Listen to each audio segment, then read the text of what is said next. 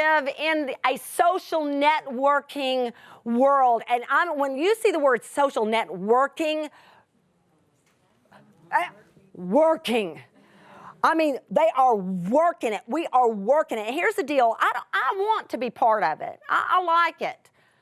I'm not on Facebook because I don't have time for it. The ministry is, but I'm not personally. But I love blogging. I like Twitter. I like all of that kind of stuff. I love fooling with my phone. But I'm just going to tell you, I think there comes a time. Let me just ask you, if you describe someone you know, and she is a networker. He is a networker. Do you really, I'm just asking you, really, do you mean everything good by that? Because I bet you don't. I bet you don't. I bet you'd laugh just a little bit. Do you know somebody that's just like they're always running for president? Anybody? We're just always running for president out there. Because they're networking. I'm just saying, we're on thin ice here, believers. We're on thin ice because this world that we're operating in is given to it. It is just given to it. And so I want you to hear, this is way before social networking even became a term that we used. A.W. Tozer wrote something, a quote that I want to read to you. It says this: "The grosser manifestations of these sins, egotism, exhibitionism, self-promotion, are strangely tolerated in Christian leaders, even in circles of impeccable orthodoxy. Promoting self under the guise of promoting Christ is currently so common as to exact little notice."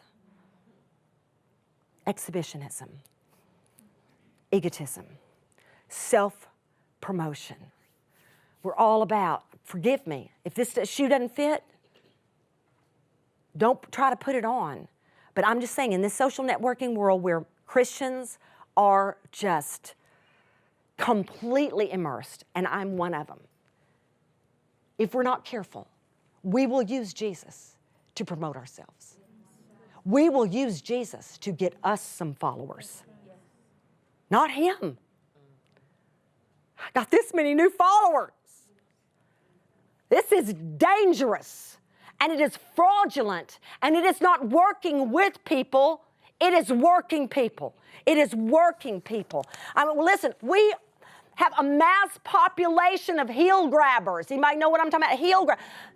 Jacob was the original Heelgrabber. When he and his twin brother were born, he was born grabbing on to his brother's heel, grabbing to get ahead. Let me tell you what can happen. We can have people that are so ambitious to be used powerfully of God that they grab the heel of someone they think is being powerfully used by God so that they can use them to get somewhere. Now listen, there's mentoring, where someone comes and takes your hand.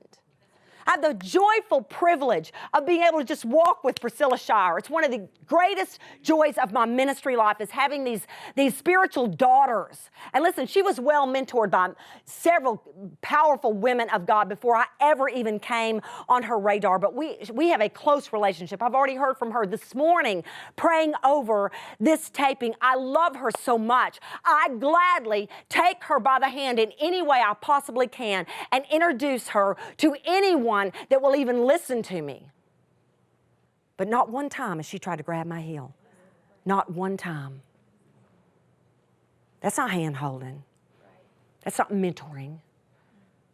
That's not learning by example. That's grabbing on so you can get where they've gotten or get what they've got. And it's dangerous.